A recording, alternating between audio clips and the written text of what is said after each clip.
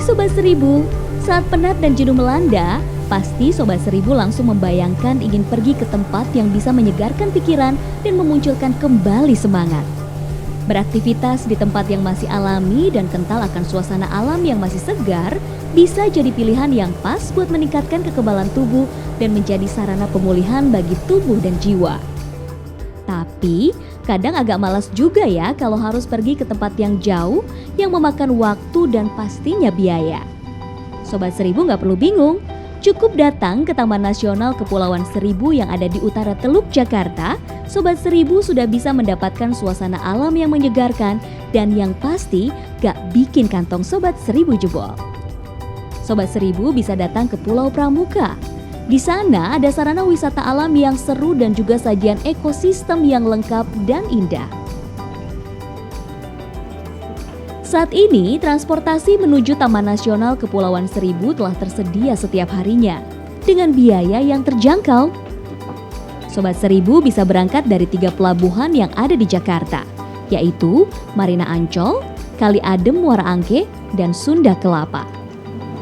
Perjalanan 1-2,5 jam akan menghibur Sobat Seribu dengan pemandangan laut yang luar biasa, seperti kegiatan nelayan yang akan melaut, penangkapan hasil laut oleh nelayan, pulau-pulau kecil, burung berterbangan liar dan anggun, dan bila beruntung, Sobat Seribu juga dapat melihat kelompok lumba-lumba yang sedang bermain. Nah, kali ini kita sudah sampai di dermaga nih. Yuk kita turun.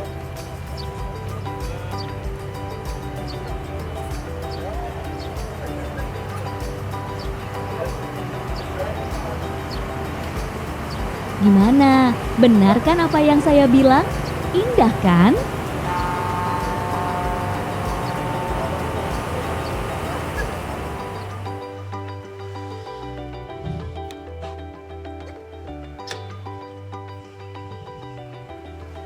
Halo Sobat Seribu, selamat datang di Pulau Pramuka, Taman Nasional Kepulauan Seribu. Saya Widi Dwinanda, Ranger yang akan memandu Anda untuk menjelajahi kekayaan alam dan juga wisata di Pulau Pramuka, Taman Nasional Kepulauan Seribu. Oh iya, jangan lupa video ini bisa di slide ke kiri, ke kanan, ataupun atas maupun bawah untuk menikmati kekayaan alam yang ada di Pulau Pramuka secara menyeluruh. Nah, lokasi pertama yang akan kita kunjungi adalah area mangrove, di mana kita bisa melakukan kegiatan yang sangat seru. Ingin tahu kegiatan apa saja? Yuk langsung ikuti saya.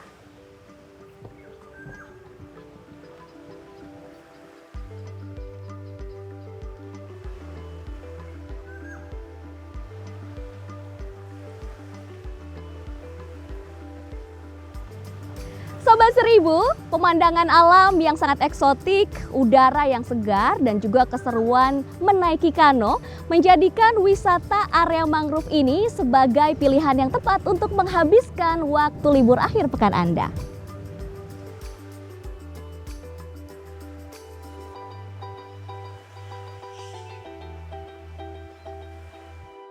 Sobat Seribu, seru sekali menjelajahi area mangrove di Pulau Pramuka dengan menggunakan kano. Apalagi kano di Taman Nasional Kepulauan Seribu ini merupakan kano transparan sehingga kita bisa melihat biota di bawah laut. Wah, seru banget kan? Oh iya, bicara mengenai hutan mangrove, banyak sekali loh peran dari hutan mangrove ini terutama untuk lingkungan. Salah satunya yaitu untuk mencegah abrasi dan intrusi air laut ke daratan atau pulau-pulau kecil.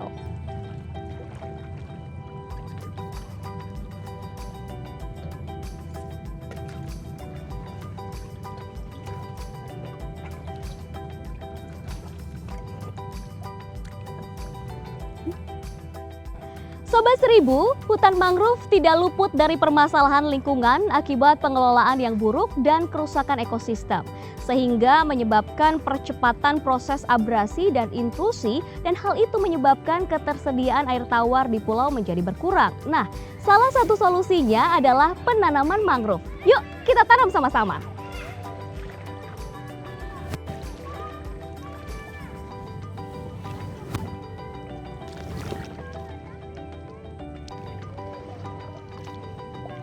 Kita tanam sama-sama. Oke.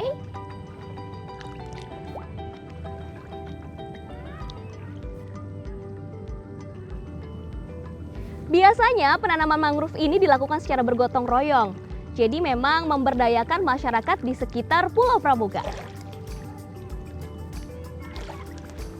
Dan Sobat Seribu bisa berpartisipasi menanam mangrove di pulau ini sebagai bentuk sumbangsih terhadap kelestarian alam.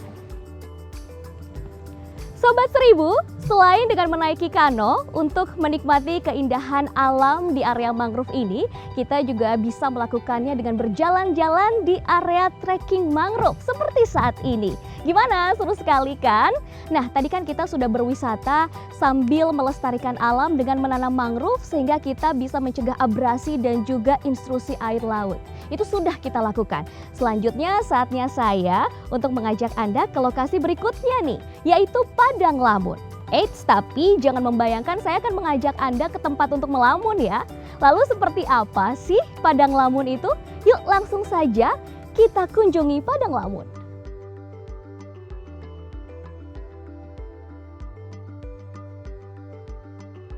Ini dia Padang Lamun.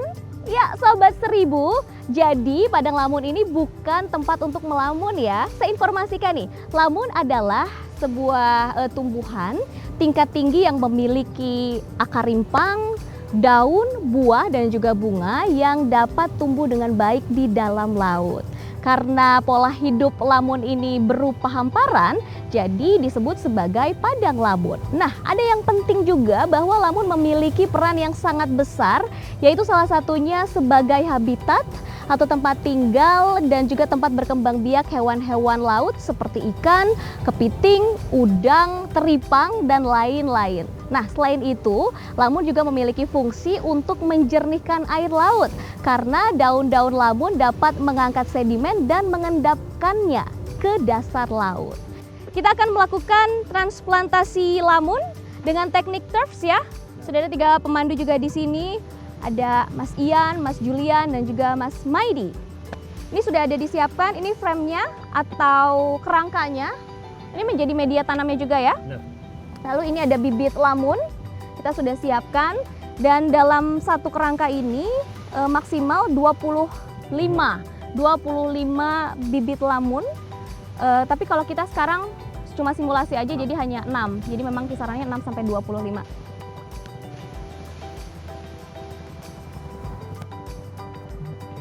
Ya, nanti dia akan tumbuh kira-kira berapa lama ya? 3 bulan ya. 3 bulan? 3 bulan.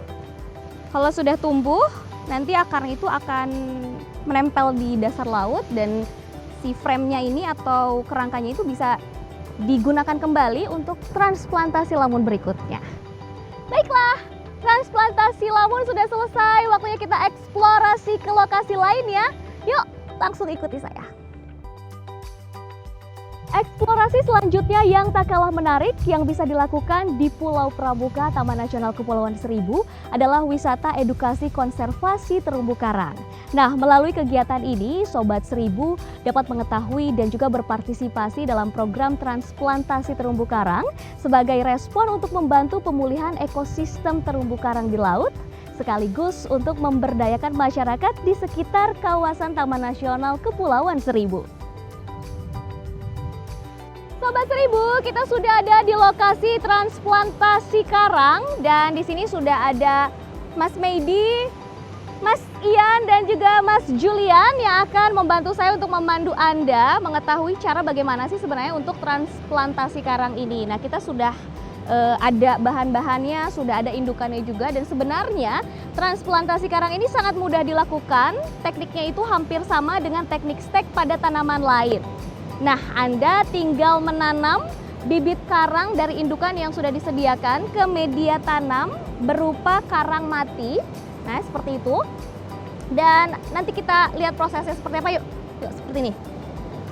Ini sudah ada 2 indukannya. Nanti kita potong ya, kita patahkan. Kira-kira ini 5 cm sampai 6 cm, kira-kira segini. Seibu jari, setelunjuk. Setelah dipotong lalu ditanam ke media tanam yang telah disediakan. Nah, ini kita harus bagi-bagi tugas nih Sobat Seribu. Jadi ada yang mengaduk semen ini untuk menempelkan si bibit karangnya ke media tanam dan Mas Julian bersama saya ini akan memotong bibit karang dari indukan. Ada 2 indukan di sini. Jadi tidak boleh disatukan atau dicampur karena nanti bisa jadi semennya akan merusak hewan-hewan atau menutup hewan-hewan yang ada di terumbu karang ini. Oke, kita mulai ya. Ini dia terumbu karang yang pertama yang akan kita stek ibaratnya. Kita potong. Iya. Ini namanya terumbu karang apa jenisnya? Acropora. Acropora. Nah, kira-kira segini ukurannya.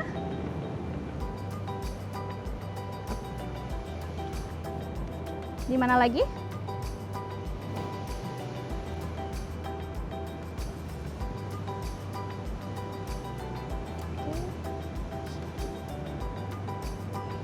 Wow, di sini aja deh. Iya.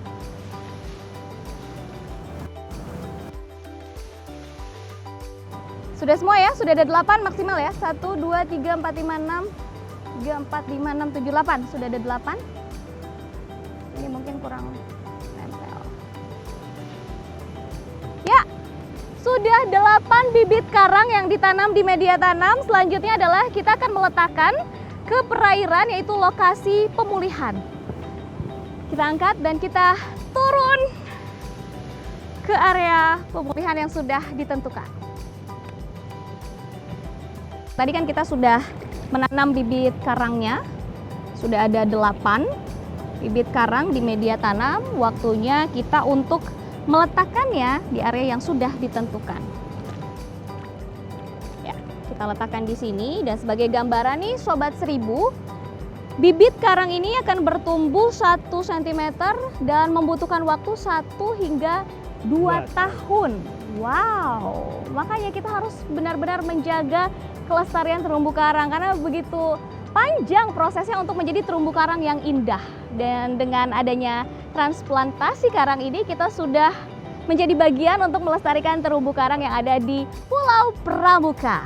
Kita sudah selesai nih transplantasi karangnya, tapi masih ada lagi lokasi dan juga kegiatan seru yang bisa kita eksplor di Pulau Pramuka ini. Dan saya yakin untuk lokasi yang satu ini akan memberikan pengalaman yang tak terlupakan untuk Anda, Sobat Seribu. Ini dia lokasi pelestarian penyu sisik di Pulau Pramuka, Taman Nasional Kepulauan Seribu. Nah, kenapa sih saya bilang bahwa lokasi ini benar-benar akan memberikan pengalaman tak terlupakan bagi Anda? Karena di sini Sobat Seribu dapat mengetahui secara langsung proses demi proses, mulai dari penetasan secara semi alami telur penyu hingga menjadi tukik yang siap dilepas liarkan. Nah, Sobat Seribu, kita lihat di sini juga ada batu peresmian, sehingga batu ini merupakan bukti bahwa lokasi ini sudah diresmikan secara langsung oleh Presiden Republik Indonesia, yaitu Bapak Joko Widodo pada tanggal 14 April 2016 sebagai Pusat Suaka Penyu Pulau Pramuka. Nah, sekarang kita langsung ke tempat yang pertama, yaitu tempat untuk penetasan semi alami telur penyu. Ya Sobat Seribu, kita masuk area penetasan semi alami dari telur-telur penyu. Nah, sudah ada Mas Meidi di sini yang akan memperlihatkan kepada kita semua. Ini adalah telur penyu yang sudah menetas. Dan saya informasikan bahwa telur-telur penyu ini merupakan hasil relokasi dari pulau-pulau yang ada di sekitar Pulau Pramuka. Kenapa sih harus direlokasi? Karena telur-telur ini benar-benar harus dilindungi dari serangan predator dan juga dari ancaman pencurian orang-orang yang tidak bertanggung jawab. Padahal seperti yang kita ketahui, penyu itu harus dilindungi karena sangat sulit untuk dikembangbiakan. Nah, ini yang harus diluruskan ya Mas Meidi. Banyak anggapan bahwa mengkonsumsi telur penyu atau daging penyu ini sehat untuk tubuh atau proteinnya sangat tinggi. Itu salah, karena kenyataannya tingkat atau kandungan kolesterolnya sangat tinggi kalau kita konsumsi telur ataupun daging penyu, sehingga itu tidak baik untuk kesehatan. Nah, selanjutnya saya akan mengajak Anda Sobat Seribu ke area berikutnya yang tak kalah menarik. Kita akan berkenalan dengan tukik-tukik yang lucu. Yuk! Sobat Seribu, ini dia bak-bak pemeliharaan yang menjadi tempat transisi tukik-tukik ini sebelum siap dilepas liarkan. Nah, lokasi ini juga dijadikan sebagai tempat wisata edukasi dan penelitian tentang pelestarian penyu-penyu sisik yang ada di Pulau Pramuka. Nah, tentunya Sobat Seribu pasti penasaran ya, seperti apa sih proses pelepas liaran tukik-tukik ini? Yuk, langsung saja kita ikuti. Sobat Seribu, kini saatnya kita melakukan proses pelepas liaran tukik. Tapi sebelumnya kita akan memberikan kesempatan dulu kepada tukik untuk melakukan proses perekaman insting alami. Ya, di mana si tukik ini akan merekam semua kondisi dan juga situasi lokasi agar ketika ia dewasa nanti dan bertelur ia bisa kembali ke lokasi yang sama, yaitu lokasi tempat ia dilepas liarkan. Lihat, Sobat Seribu, setelah proses perekaman selesai, secara refleks ya atau secara insting ia akan berbalik dan siap untuk menuju ke laut. Bye! Kalau yang masih diam begini nih Sobat Seribu, itu artinya proses perekamannya masih berjalan atau masih berproses. Yang sudah selesai, ia akan perlahan-lahan menuju laut. Bye, tukik.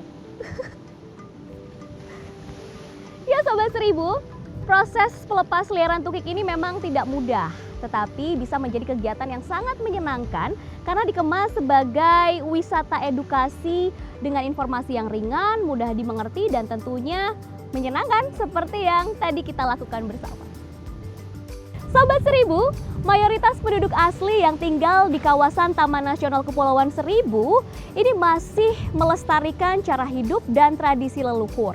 Salah satunya yaitu Pak Sutarno yang bisa kita lihat sedang membuat jaring nelayan sendiri. Tentunya ini menjadi daya tarik wisata tersendiri bagi Pulau Pramuka. Sobat Seribu, jika Anda ingin menginap di Pulau Pramuka atau pulau-pulau lain di kawasan Taman Nasional Kepulauan Seribu, Anda tidak perlu bingung. Karena banyak sekali resort yang nyaman yang tersebar di kawasan Taman Nasional Kepulauan Seribu. Seperti yang ada di Pulau Sepa, Pulau Macan, Pulau Putri, dan Pulau Pelangi. Nah, ada pilihan lain juga nih.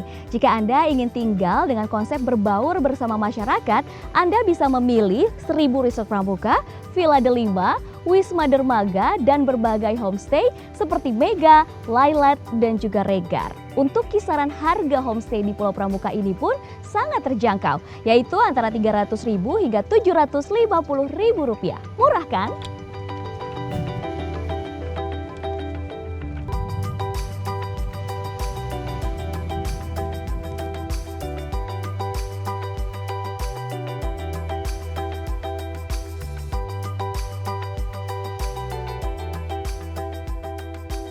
Sobat Seribu, tidak lengkap rasanya kalau kita berwisata tanpa mencicipi kuliner khasnya. Maka dari itu saya mengajak Anda nih Sobat Seribu ke salah satu restoran di Pulau Pramuka yang menyajikan menu ikan bakar khas pulau.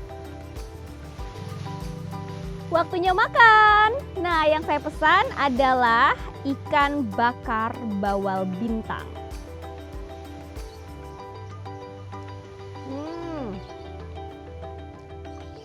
Enak banget, fresh banget.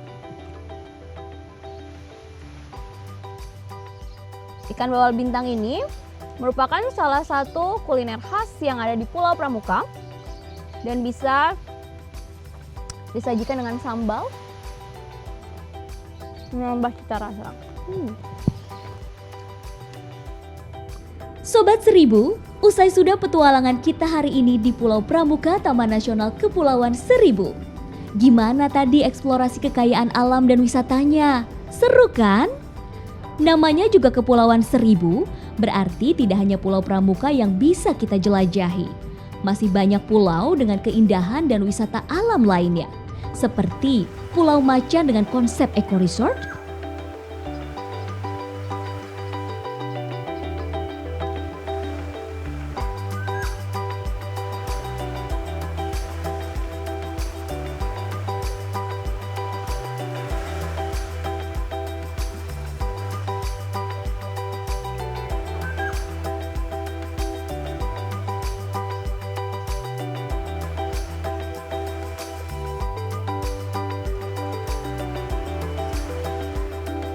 Pulau Sepa dengan pasir putih yang indah. Wah, pasti penasaran kan?